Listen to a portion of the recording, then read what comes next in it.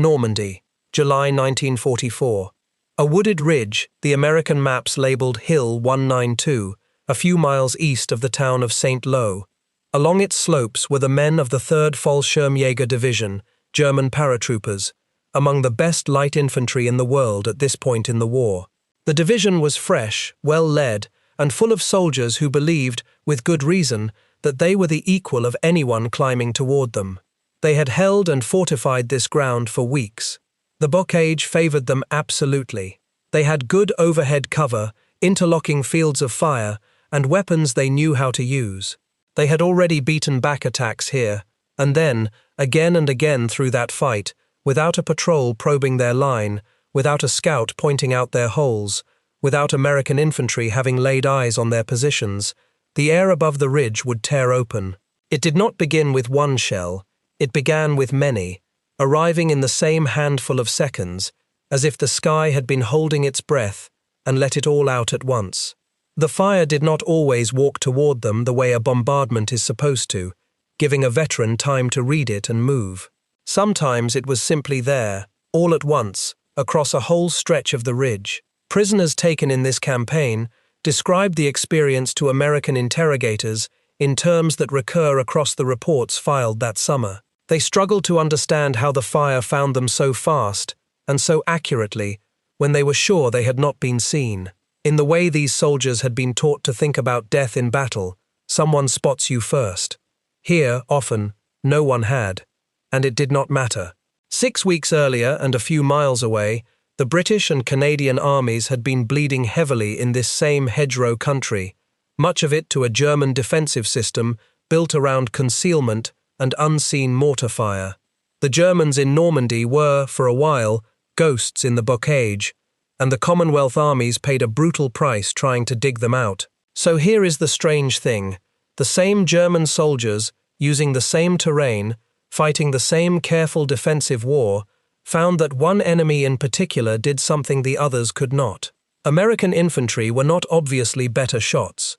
American tanks were not better than German tanks. American troops in the summer of 1944 were, in many cases, green, and they knew it. And yet German veterans, men who had faced the Red Army and the desert and the bombers, kept singling out one American capability above all the rest.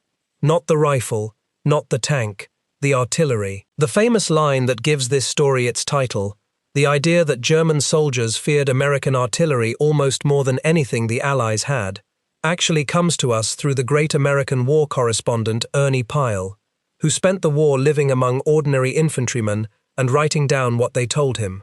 Pyle reported that captured Germans consistently rated American artillery as the thing they dreaded most. It is a reporter's summary of a mood, not a single general's sworn statement, and it is worth being honest about that. But the mood was real, and it is confirmed from harder sources than a newspaper column. It shows up in official interrogation reports. It shows up in the private letters and memoirs of German commanders. And it shows up, most damningly, in the casualty ledgers. So why? Why did an army that thought of itself as second-rate in 1939, an army most of the world barely took seriously, produce the one battlefield capability that frightened hardened German veterans more than the tanks and the fighter bombers and everything else the Allies could throw at them? The answer is not that Americans were braver, or that American gun crews were somehow born knowing their trade. The answer is a quiet revolution in how artillery was aimed and controlled, worked out over 15 lean years in dusty schoolhouses in Oklahoma and Georgia, by officers almost no one outside the field artillery had ever heard of. It is a story about mathematics, radios, and a way of thinking about the battlefield that the German army, for all its tactical brilliance, never fully built. And to understand why it hit the Germans the way it did, you first have to understand how good German artillery already was.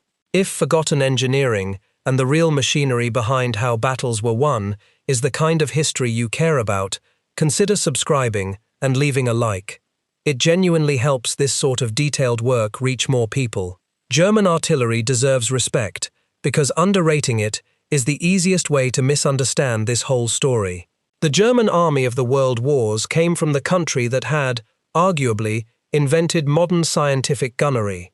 German field pieces were superbly engineered.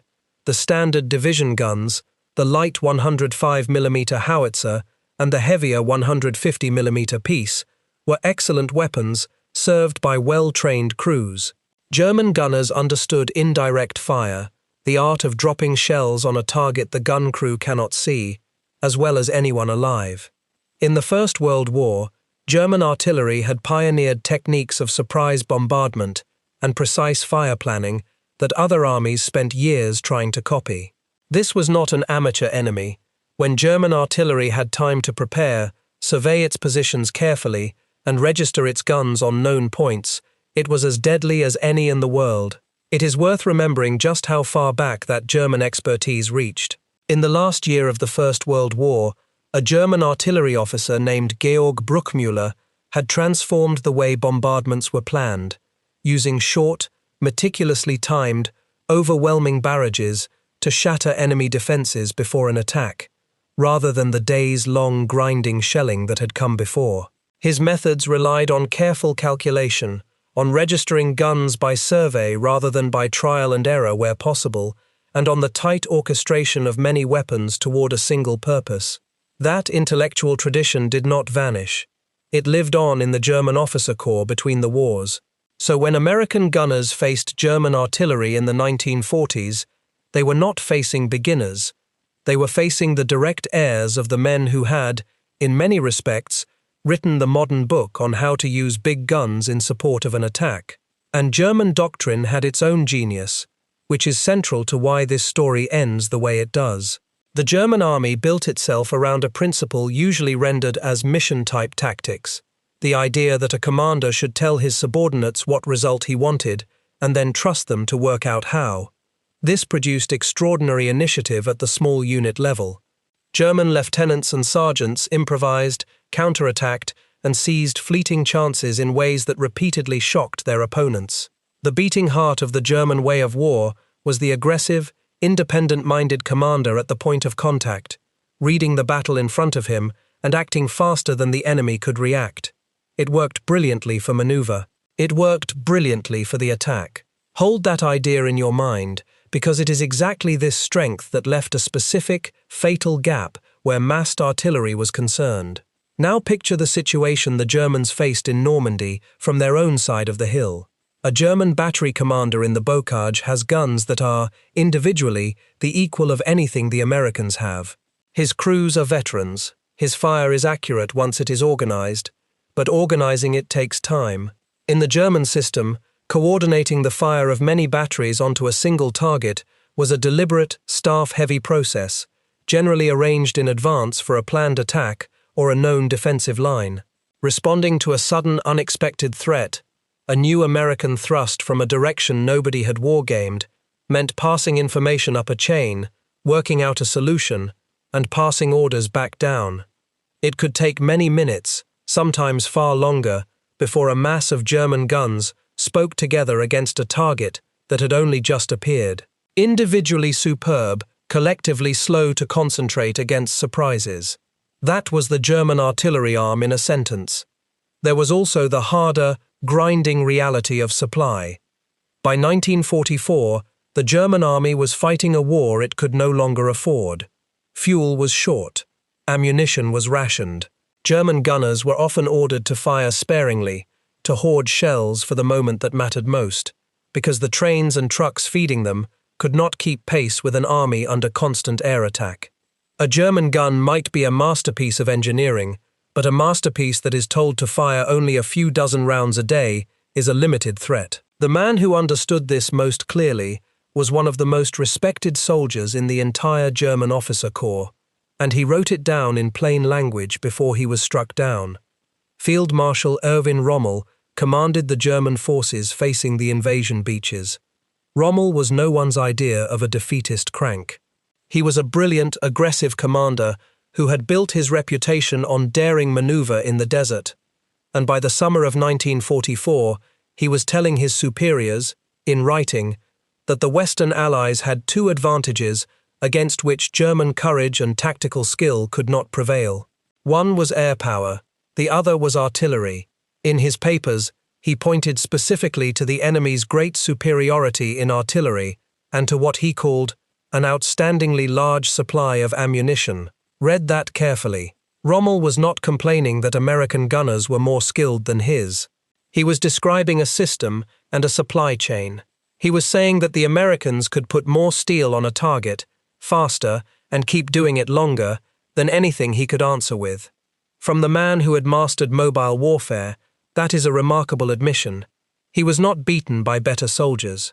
He was being ground down by better organized firepower, so the question sharpens.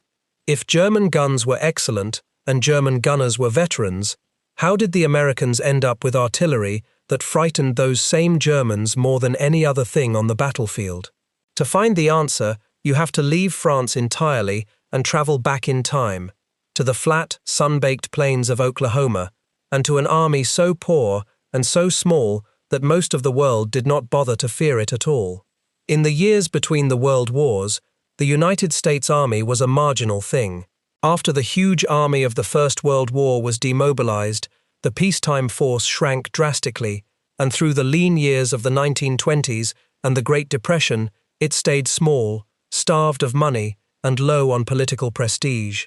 By the late 1930s, the United States Army was often ranked around 17th or 19th in the world in size, a figure repeated so often it became a kind of shorthand for how small it was. The precise placing is fuzzy, but the point behind it is not. This was a tiny force, smaller than the armies of several countries most Americans could not have found on a map. It trained with trucks labeled as tanks and logs, standing in for cannon. It was, by the standards of the great powers, a joke, but inside that shabby institution, in a few specific schoolhouses, something serious was happening. The United States Army had come out of the First World War having absorbed a hard lesson about firepower. That war had shown, beyond argument, that artillery was the greatest killer on the modern battlefield, and that the ability to mass and control it was decisive. American officers had watched, and in some cases suffered under, the artillery duels of the Western Front, and a stubborn group of them decided that when the next big war came, the American army was going to be the best in the world at exactly one thing above all others.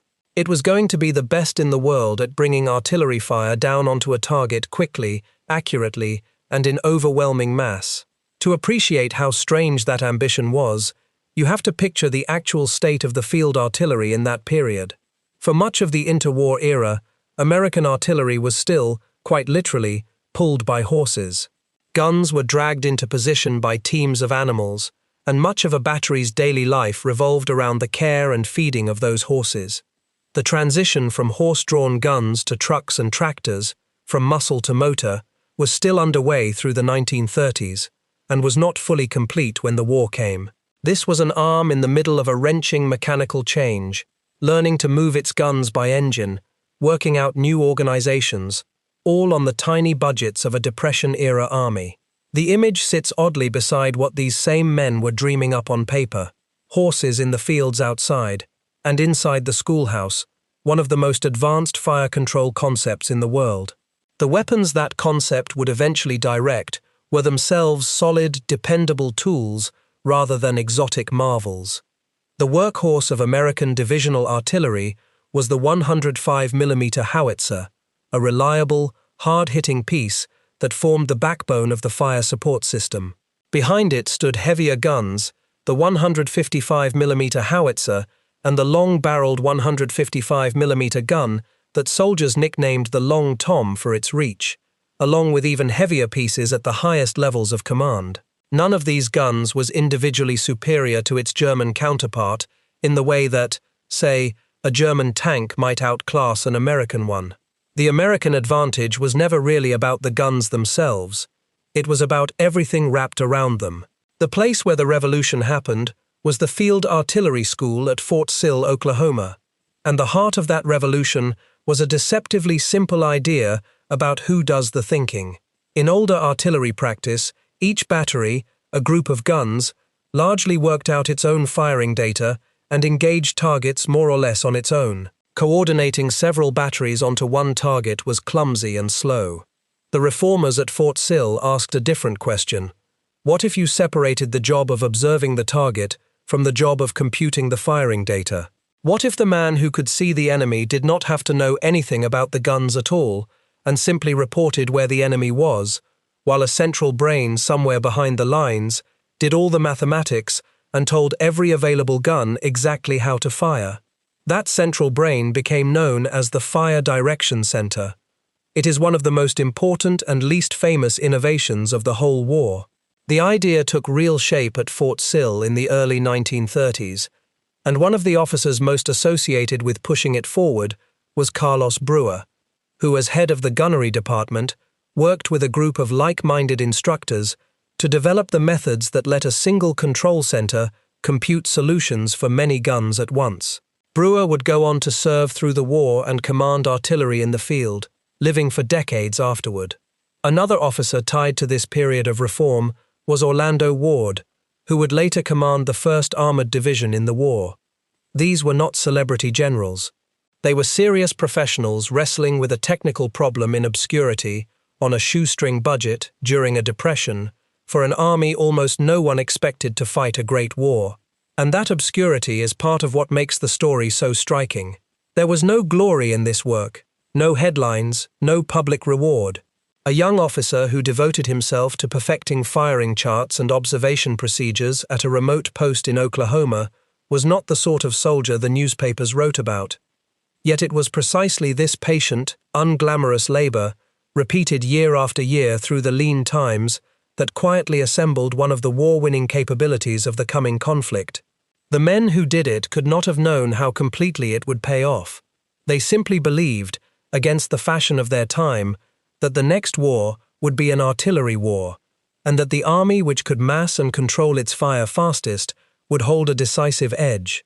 They were right, and they spent the poor years getting ready to be right. Here is how the system worked once it matured, and why it changed everything. A forward observer, often a lieutenant, goes forward with the infantry, or perches on high ground, or later in the war, flies overhead in a tiny unarmed spotter plane. He carries a radio. He sees a target. It might be a column of German vehicles, a suspected strongpoint, a hedgerow he thinks is occupied. He does not calculate anything about elevation or powder charges or wind. He simply radios back a location and a description. That report goes to the Fire Direction Center, a command post where a small team works over a firing chart with slide rules and pre-computed tables. They convert his report into precise firing data for every gun in the battalion, and if needed, for every gun the higher commander chooses to add. Then the order goes out to the gun line, and the guns fire. The effect of splitting these jobs was enormous. It meant that a single observer, one man with a radio and a view of the enemy, could bring down not just his own battery, but the concentrated fire of an entire battalion of guns, and with the right authorization, far more than that. The observer became a kind of conductor. He did not play an instrument. He raised his hand, and an orchestra of steel answered. The Americans built a whole vocabulary around this, a shorthand that let a frightened man in a hole get the process moving in seconds. The observer could call for a single ranging round, watch where it fell, then send a quick correction, telling the guns to shift the fire so many yards in a given direction, or to add or drop range, walking the shells onto the target with a few clipped words. Once the fall of shot was right, he could call for the guns to fire for effect, and the whole weight of the battery or battalion would come crashing down on the corrected spot. When a single battalion's fire was not enough, higher headquarters could pile on the fire of many battalions at once.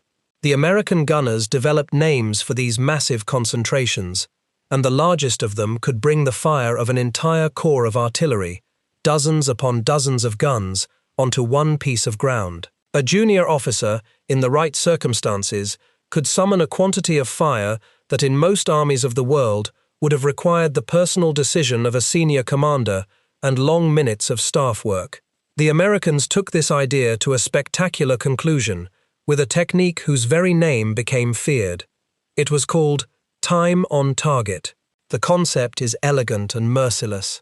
Normally, guns at different distances from a target, firing at the same moment, would land their shells at different times, because a shell from a far gun takes longer to arrive than one from a near gun. The gradual arrival gives men on the receiving end a chance to react, to throw themselves into cover after the first rounds. Time on target erased that mercy. The Fire Direction Center calculated the flight time of every shell from every gun, then ordered each battery to fire at a slightly different moment, so that all of the shells, from guns spread across miles of countryside, arrived at the target in the very same instant. The first warning the enemy got was the entire weight of fire exploding among them at once. There was no ranging, no walking in, no time to dive for a hole. The storm simply arrived, whole and complete, out of a quiet sky. That was the fire that fell on Hill 192. When these ideas were first taking shape between the wars, plenty of the artillery establishment was skeptical. Coordinating fire this tightly seemed to demand communications and calculation that many doubted could work reliably in the chaos of real combat. The mathematics was elegant, but elegant mathematics had a way of falling apart when the shooting started. The reformers pressed on anyway, refining the methods class after class, and the system they built did exactly what they had promised, on a scale they could scarcely have imagined. What had looked in the poverty of the 1930s like a clever theory for a war nobody was funding, turned out to be one of the decisive tactical systems of the Second World War. 2 more pieces had to fall into place to turn this concept into the thing the Germans feared. The first was communications, and here the humble radio matters more than any gun. The whole system depended on the forward observer being able to talk, instantly and reliably, to the Fire Direction Center, and on the center being able to talk to the guns. The United States, as the great industrial power of the age, equipped its army with radios in enormous numbers and pushed them far down the chain of command, right into the hands of that forward observer with the infantry. The famous American frequency-modulated field radios were rugged and relatively clear, and there were a lot of them.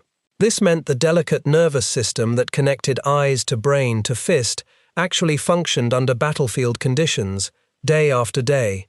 It is worth lingering on the forward observer himself, because he was the human hinge on which the whole system turned.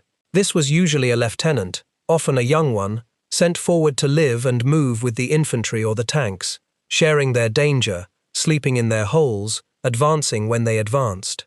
He was not a rear area figure safe behind the lines. He was at the sharp end, close enough to see the enemy with his own eyes, which meant close enough for the enemy to kill him.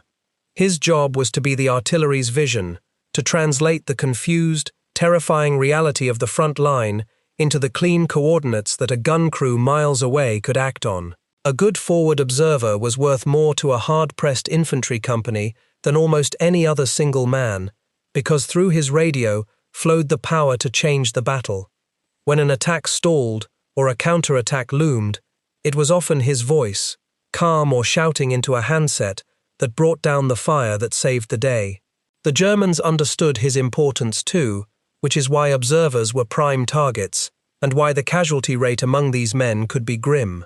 The system was elegant and mechanical in its design, but it depended, at the crucial moment, on a frightened young officer keeping his head under fire and reporting clearly what he saw. The second piece was the eyes in the sky. American and Allied forces used small, slow, unarmed liaison aircraft, most famously the little Piper Cub, as aerial artillery observers. A pilot and an observer would drone along behind the front at a low altitude, looking down into the German rear. From up there, positions that were perfectly hidden from the ground, a battery tucked into a tree line, a column moving on a sunken road, were suddenly naked. The observer radioed the location straight into the fire control system, and minutes later the shells arrived. German soldiers came to dread the sight of those little planes circling overhead, because they knew what usually followed. The aircraft themselves carried no bombs and posed no direct threat. They were far more dangerous than that. They were the forward eyes of an artillery machine that could reach out and crush whatever they saw. This system did not spring fully formed onto the beaches of Normandy. It had a harder, earlier schooling in the deserts and mountains of North Africa and then in Italy. The American Army's first real clash with the Germans in the ground war of the West came in Tunisia, and it did not begin well. At a place called Kasserine Pass early in 1943, Green American troops were roughly handled by experienced German forces, and the young army learned a painful set of lessons about how far it still had to go.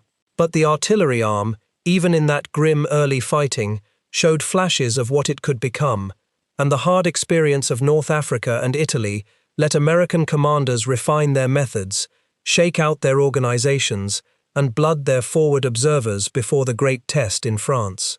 By the time the American army landed in Normandy, its fire control system was not a theory anymore. It was a practiced, battle-tested machine, run by men who had already learned, the hard way, exactly what it could do. Put these pieces together, and you have a system, not a weapon. Eyes at the front and eyes overhead, joined by radio to a computing center, joined again to a mass of guns that could be pointed at a single spot in minutes, and fired so their shells all arrived at once. No single part of this was a secret superweapon. The guns were good but not magical. The radios were ordinary industrial products. The observers were young officers doing a hard job. The magic was in the integration, in how the parts worked together, and in how far down the chain the power to summon that fire had been pushed. A relatively junior American officer, pinned down and in trouble, could call for and receive the concentrated fire of dozens of guns faster than a German commander could often organize the same thing with his staff. That difference, measured in minutes, was measured on the other end in lives. Think about what that gap in speed actually meant in the flow of a battle. A German unit launches a sudden probe, or a small force is spotted moving across open ground. On the American side, an observer sees it, speaks a few words into his radio, and within a handful of minutes the fire of many guns is falling on that spot. On the German side, spotting an equivalent American move and answering it with massed fire might take far longer, as reports climbed the chain of command and orders climbed back down. In the time it took the German system to respond, the American system could have fired, corrected, and fired again. Battles are decided in those margins. The side that can turn a sighting into shells on the ground faster will, again and again, catch the enemy in the open, break up his attacks before they gather momentum, and smother his defenses at the decisive instant. The American army had compressed that loop, from seeing to shooting to something close to its practical limit, and it had done so at every level, right down to the company in contact. Speed, in artillery, is a weapon all its own, and here the Americans held a lead their enemy could not close. Now return to the German paratrooper on Hill 192, and the whole grim scene comes into focus. In July of 1944, the American 2nd Infantry Division was fighting to take that ridge from the veteran German paratroopers dug in along it. The Americans leaned on their artillery relentlessly, firing repeated concentrations onto the German positions, hammering the crest and reverse slope to keep the defenders battered, sleepless, and off balance. When the position finally fell, the cost had been heavy on both sides, but the German defenders had been shattered largely by fire that fell on them from observers and gun crews they never saw and never located. The men who surrendered spoke of an enemy that seemed to find them without looking. Their concealment had not failed. It had simply been made irrelevant, because the American method did not depend on picking out one hidden man. It depended on deciding that a piece of ground probably held the enemy, and then saturating that ground with more steel than anyone could survive. This was a completely different theory of war from the one the Germans and the British were fighting by. In that older theory, shared by most of the world's armies, you had to find the enemy before you could kill him. Detection came first. The whole German defensive art in the bocage was built on being the one who saw first and was seen last. The American artillery system quietly threw that assumption away. It did not need to confirm that a specific soldier was in a specific spot. It needed only a reasonable belief that the enemy was somewhere within a patch of ground, and then it drowned that patch in fire. Against an army that had staked its survival on not being seen, this was devastating in a way that took the Germans a long time to even describe, let alone counter. If this account is holding your attention, a quick like helps it reach more viewers, and subscribing means the next deep dive into the machinery of this war will find its way to you. The clearest demonstration of what American artillery could do came not on the attack, but on the defense, at a French town called Mortain in August of 1944. After the Americans broke out of the Normandy beachhead, Hitler ordered a powerful armored counterattack, an attempt to drive west to the sea and cut off the American spearheads. The blow fell largely on a single American division, the 30th Infantry Division, which had only just moved into the area and barely knew the ground. At the center of the battle was a piece of high ground near Mortain, Hill 314, and on top of it, a few hundred American infantrymen found themselves surrounded and cut off as German armor swept past on either side.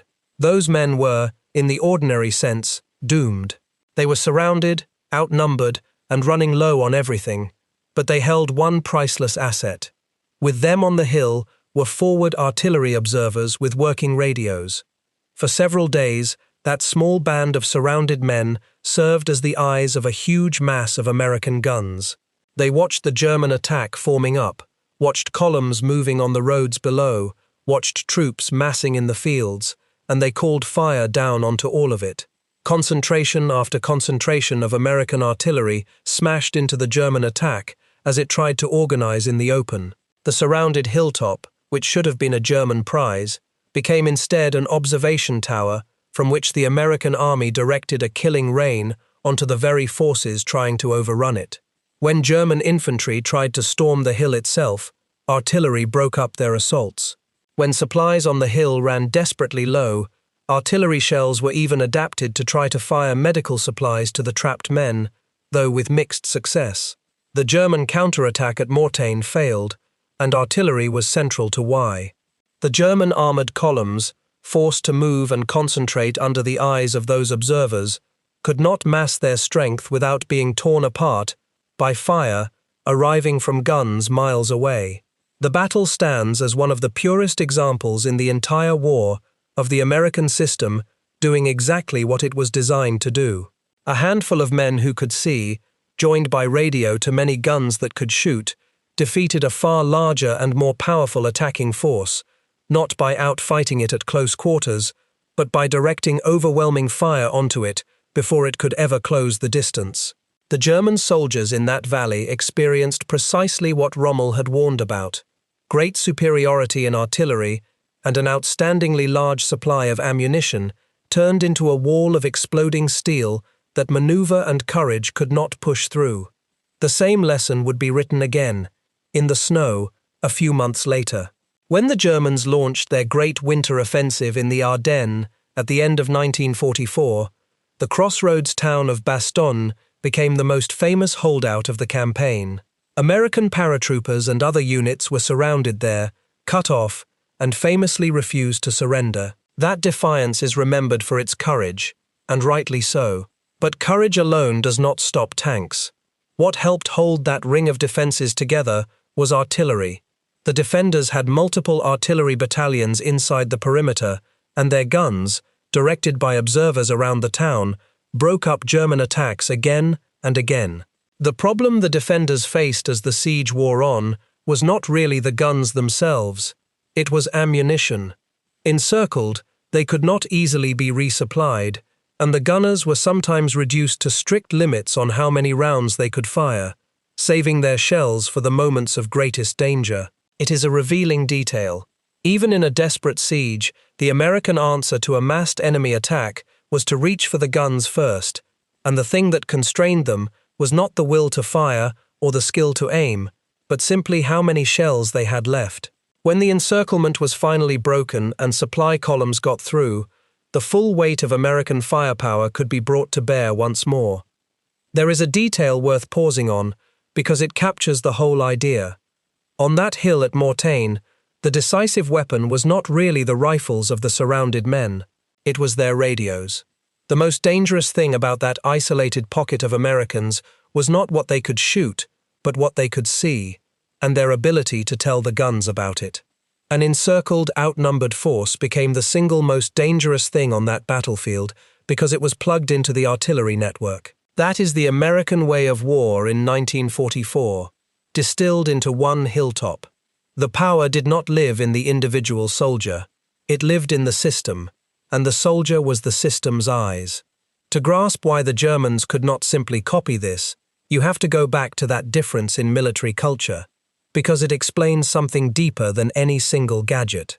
Remember the German genius for mission-type tactics, for pushing initiative down to the aggressive commander at the front.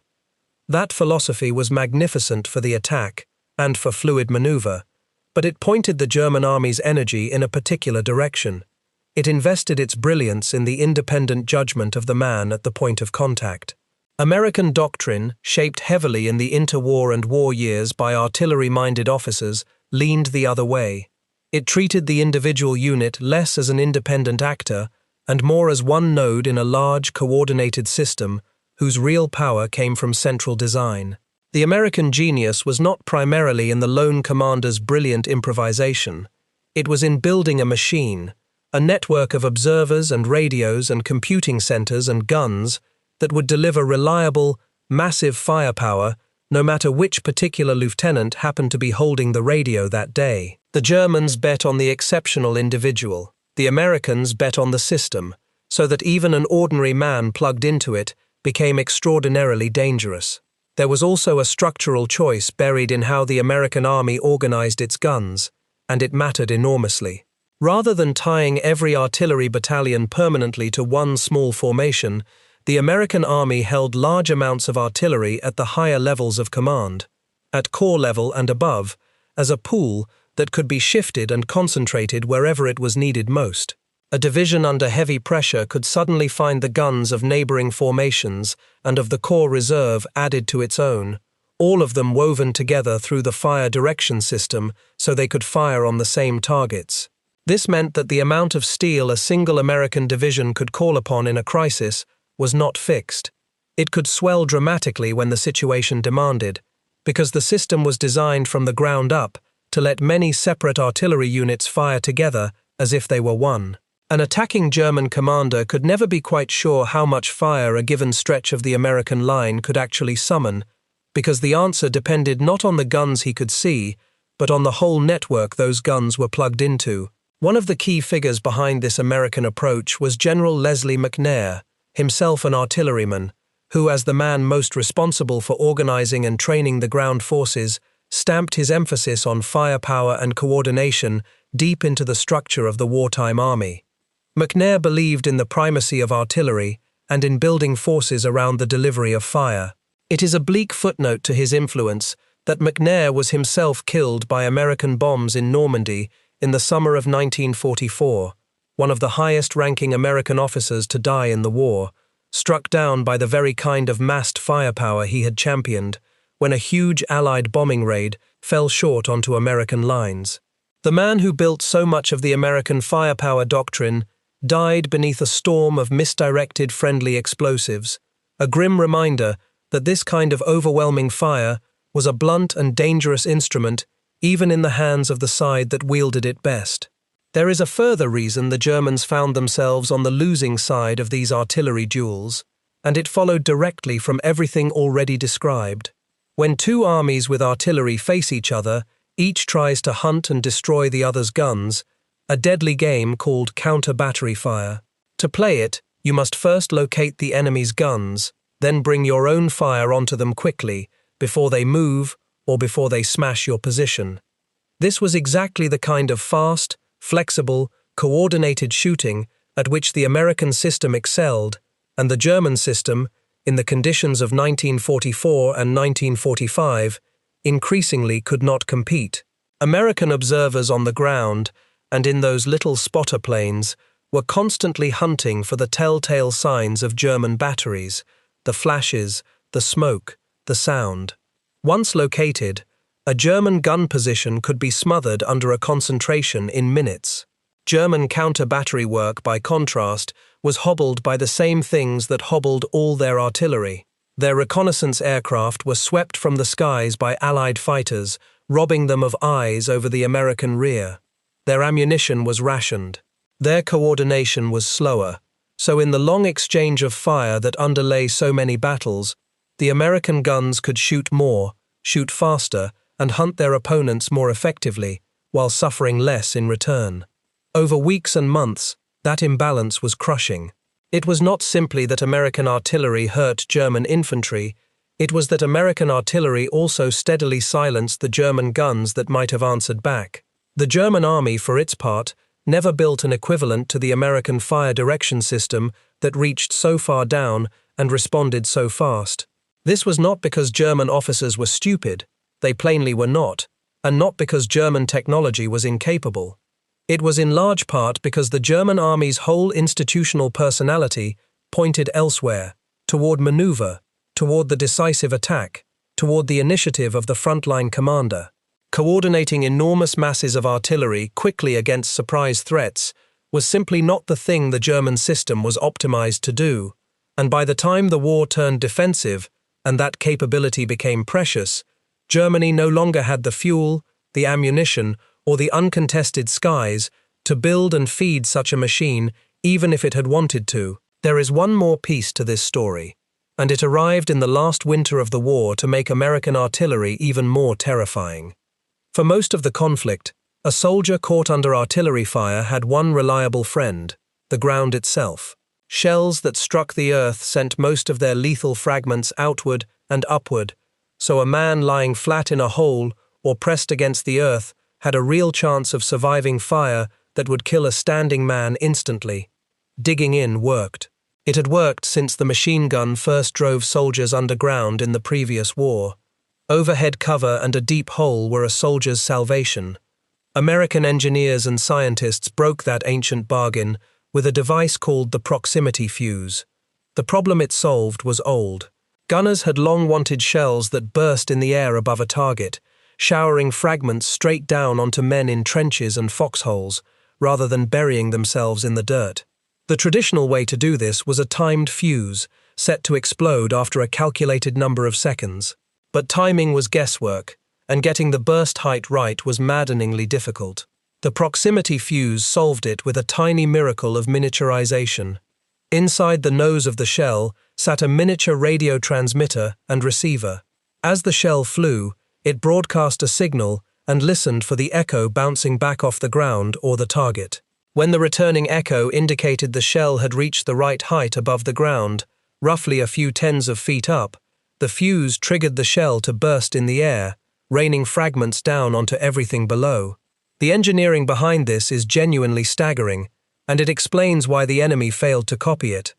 The fragile electronics inside the fuse had to survive being fired from a cannon. That meant enduring an acceleration on the order of many thousands of times the force of gravity in an instant, while spinning at enormous speed, and then function perfectly in the few seconds of flight that followed. Building radio electronics of that era, based on delicate vacuum tubes that could survive such violence, was considered by many to be impossible. The American effort to do it was enormous. The work was led by Section T of the Wartime Office of Scientific Research and Development, with the crucial development carried out under the physicist Merle Tuve and his team at the Applied Physics Laboratory, associated with Johns Hopkins University. It consumed a vast slice of the nation's scientific talent, and was guarded with a secrecy that ranked among the most intense of the entire war. That secrecy is central to the story. The proximity fuse was so valuable, and its inner workings so precious, that for a long time the Allies refused to use it over enemy-held land at all. The fear was simple. A shell fired over land might fail to explode and fall intact into German hands, and German scientists might reverse engineer it or, worse, work out how to jam it and turn the Allies' own advantage against them, especially against Allied bombers. So for years the fuse was reserved largely for firing out over water, against aircraft, and later against the German flying bombs, where a dud would sink harmlessly into the sea. Its use as a ground weapon, bursting over enemy infantry, was forbidden. That restriction was finally lifted in the winter crisis, at the end of 1944. When the Germans launched their great surprise offensive in the Ardennes in December, the battle that became known as the Battle of the Bulge, the Allied High Command decided the moment had come. By then, with Germany clearly losing and being overrun, the risk that a captured fuse could change the war had faded, and the payoff of using it against German troops in the open was too great to pass up. Authorization for ground use came, and American guns began firing proximity-fused shells against German soldiers, the effect on men caught in the open, or in positions that had always protected them before, was horrific. Fire that burst overhead poured fragments down into foxholes and trenches that would once have been havens. The old survival instinct, to hug the earth, now offered far less protection, because death was coming from directly above. In the forests and open fields of that winter campaign, German formations caught by proximity-fused artillery suffered terribly, cut down in positions they had every reason to believe were safe. American commanders regarded the weapon as a real advantage in blunting the German offensive. General George Patton, whose army fought hard in that campaign, wrote admiringly of the new fuse afterward, calling it a wonderful development and crediting it with helping to break up German attacks.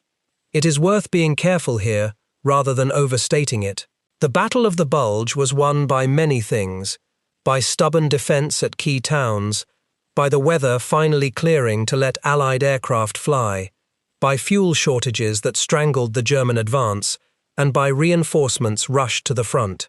The proximity fuse was one important factor among several, not a single magic wand. But for the German soldier freezing in the Ardennes, it was one more way that American artillery reached out and killed him where he thought he was safe. Stack all of these things on top of one another, and the German fear finally makes complete sense. Layer the speed of the fire direction system, the reach of the forward observers on the ground and in the air, the tight coordination of time on target, the sheer mass of guns, the inexhaustible supply of shells, and finally, at the end, the airburst fuse that stole away the protection of the ground itself.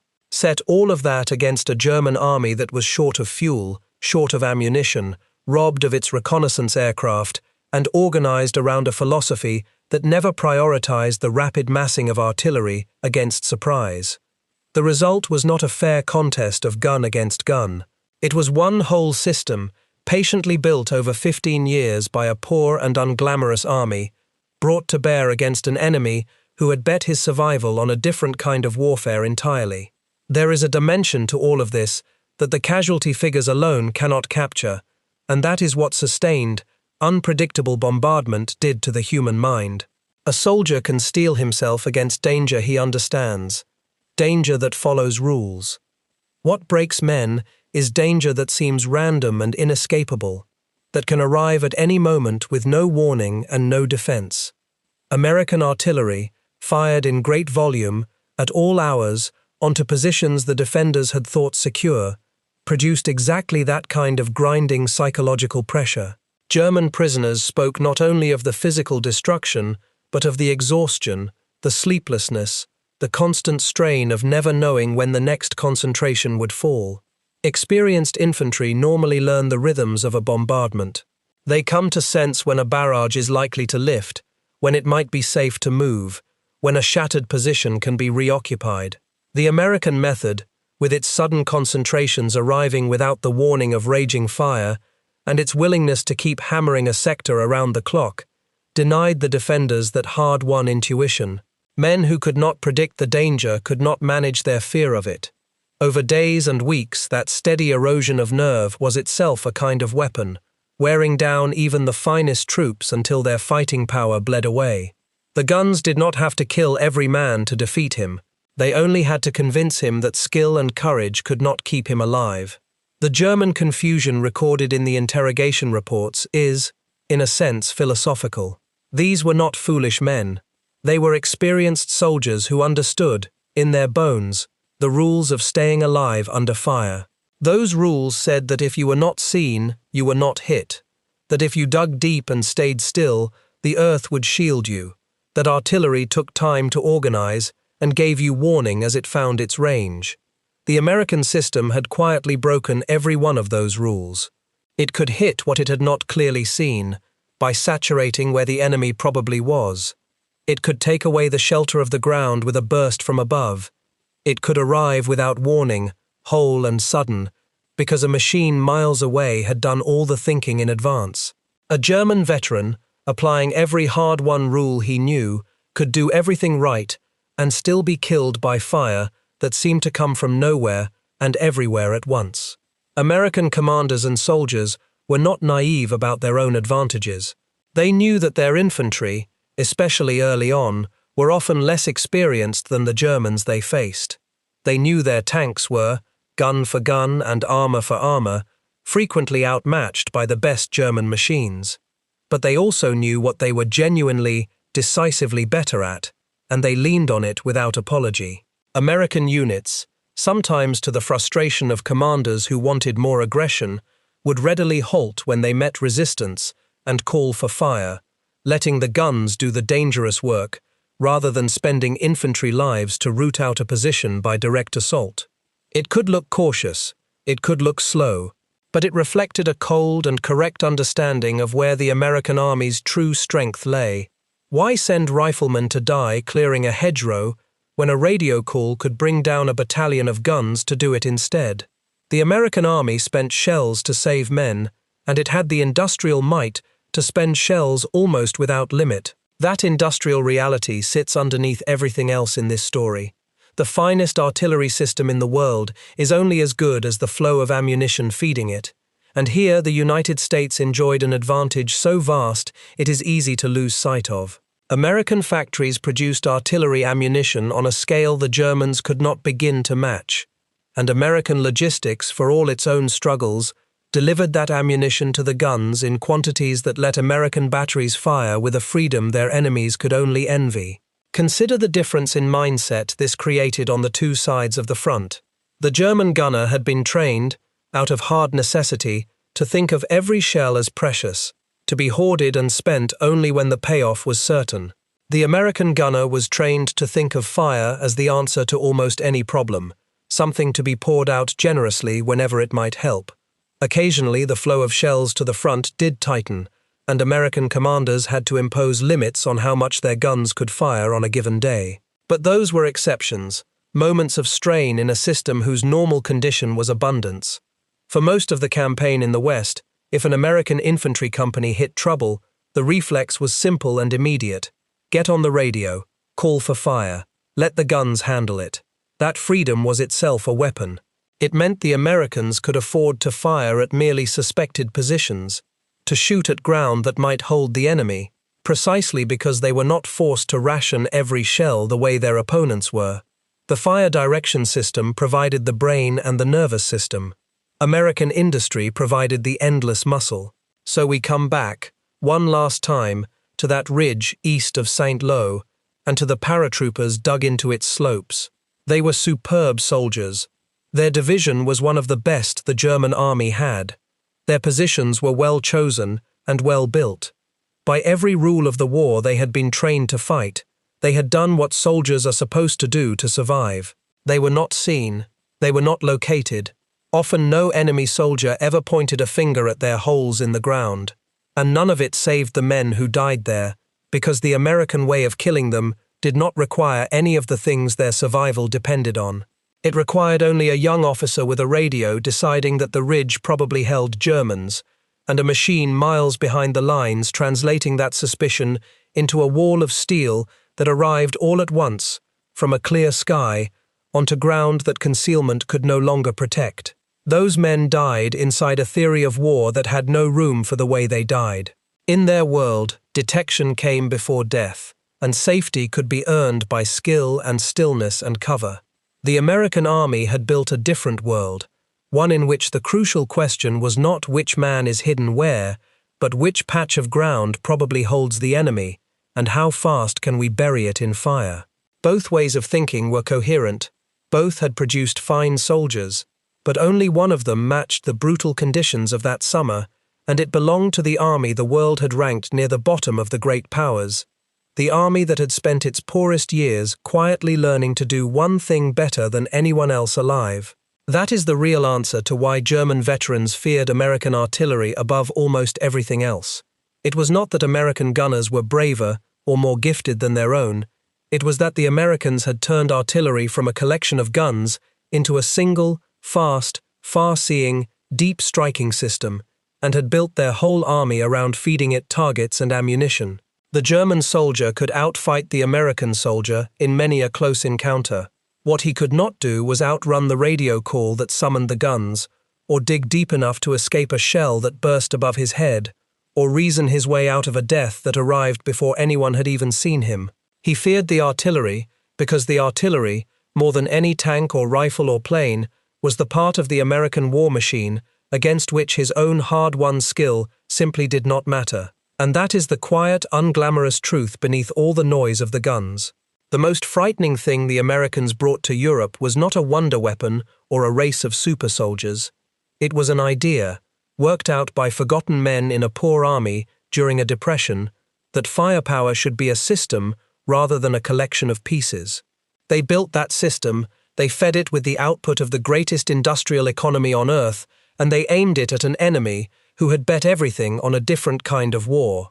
The paratroopers on that ridge never knew any of this. They knew only that the sky opened without warning, and that everything they had done right had not been enough. If this forensic account gave you something to think about, hit the like button and subscribe, so the next investigation into how these battles were really won can reach you when it lands.